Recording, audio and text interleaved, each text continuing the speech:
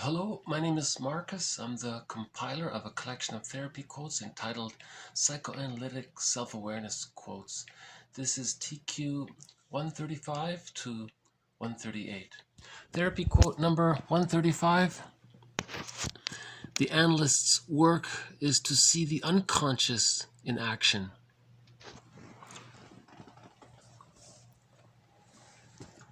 So Melanie Klein says we live in two worlds, the external world and the internal world. So the external world, maybe counselors or social workers can focus. If a person moves to a new country and they're under anxiety, maybe they might see a counselor to help them ride through that initial period of culture shock. You're not going to look at unconscious patterns and what you learned in childhood so much. The analytic perspective is to look at psychic structure, to look at the memories, to look at the record that's been recorded. Is splitting still there? To what degree? What defense mechanisms are being used? And so on. So the analyst's job is to see the unconscious in action.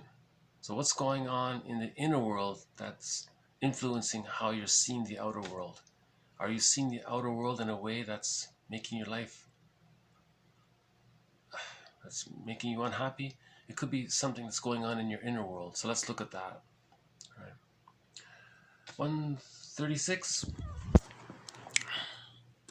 Clinicians recognize that the human condition makes use of all defense mechanisms at some time or another.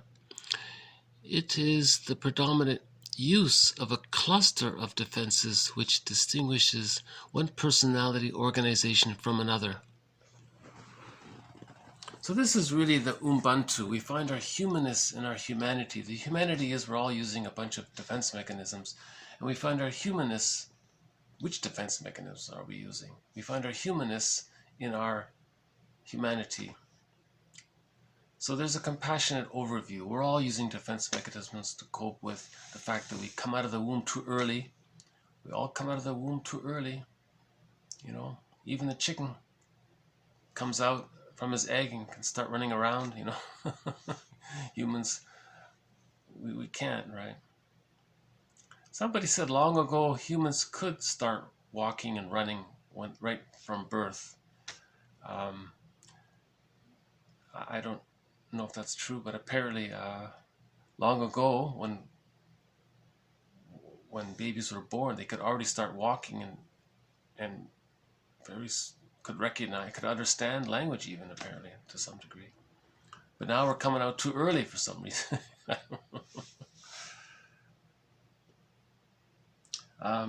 So in response to the human condition dilemma, we acquire all these defense mechanisms. That's what we all have in common, that we're swimming in all these different defensive psychic maneuvers that the mind makes to survive our childhoods. And we find our humanness in understanding what's going on. And that's what we all have in common. That's sort of the Ubuntu perspective. Right? For example, if one of the defense mechanisms is that a person is angry at their parent, they may live in a self-defeating way to advertise, to tell others how their mother was. They want to get revenge at their mother. That's one theory. That's TQ 137. Some clients avoid self-agency so that, quote, nothing is going on for their parents to sabotage, to prove that their parents failed, to not want their parents to live off their success or to take credit for it. They fear that their past deprivations will be forgotten by their parents. There's a wish to pay back their parents by their failure in a deeply retaliative gesture, etc. So that's just one sort of example of how the therapist wants to look at the unconscious patterns. Is there an unconscious pattern that's causing the person to live in a self-defeating way? And why? Could it be for one of these reasons? To express their anger at their parents by not succeeding in life? You know, I mentioned earlier there's a TV show where somebody said to somebody, "Are you trying to punish me by punishing yourself?" or something. See, something like that. So there's something unconscious there, right? By the way, this heavy topic right there, TQ 137, was covered in an earlier video regarding Edmund Burglar's theory of the grand design. We covered his theory about the 4 steps that the baby goes through, and then to avoid awareness of these 4 steps that the baby has to go through, he may mask it with a grand design to tell the world, look what happened to me. I couldn't be happy because of these 4 steps. Something like that. This reminds me of this. This quote reminds me of Edmund Burglar's theory. If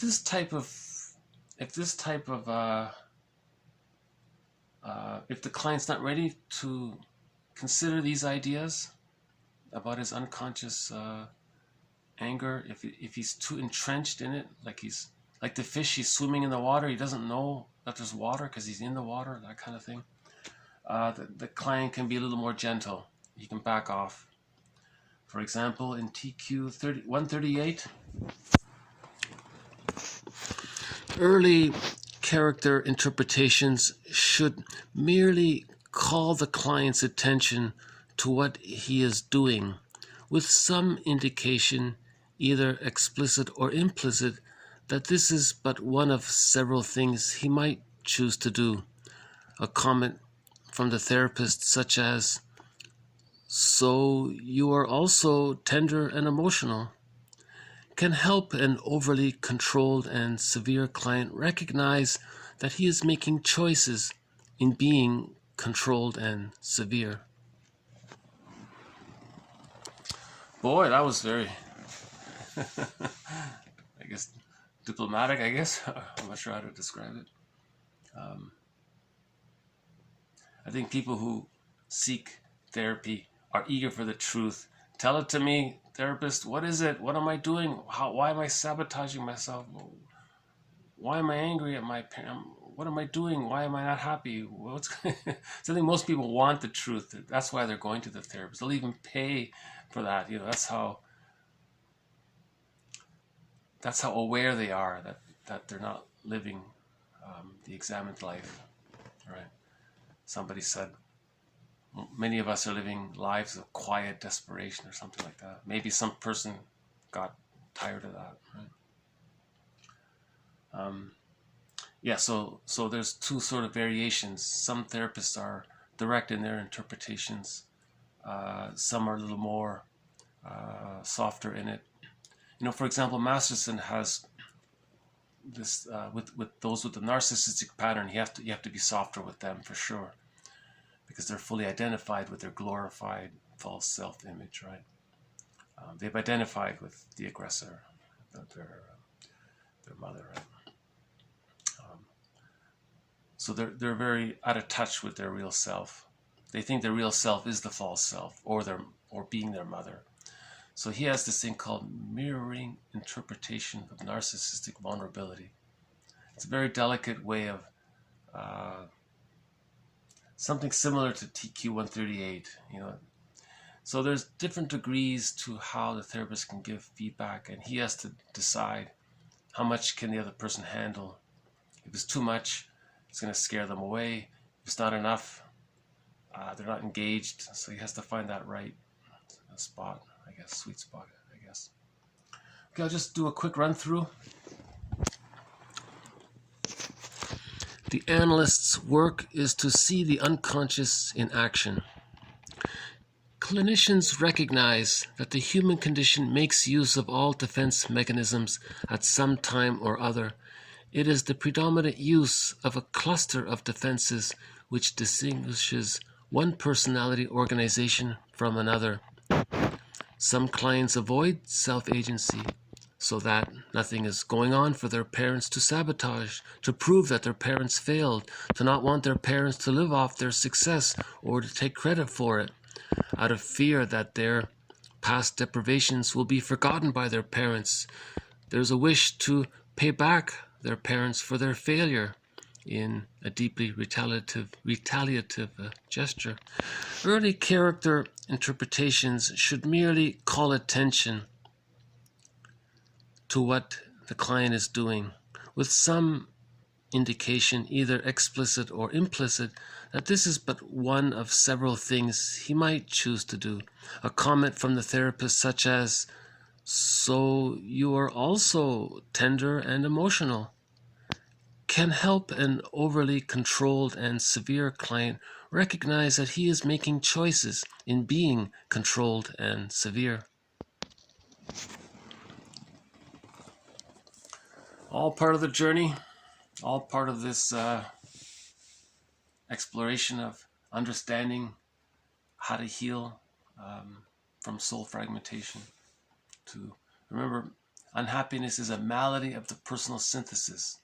So we're trying to synthesize our different parts to welcome back in the feelings that we had to repress, so that we can find wholeness and Ubuntu.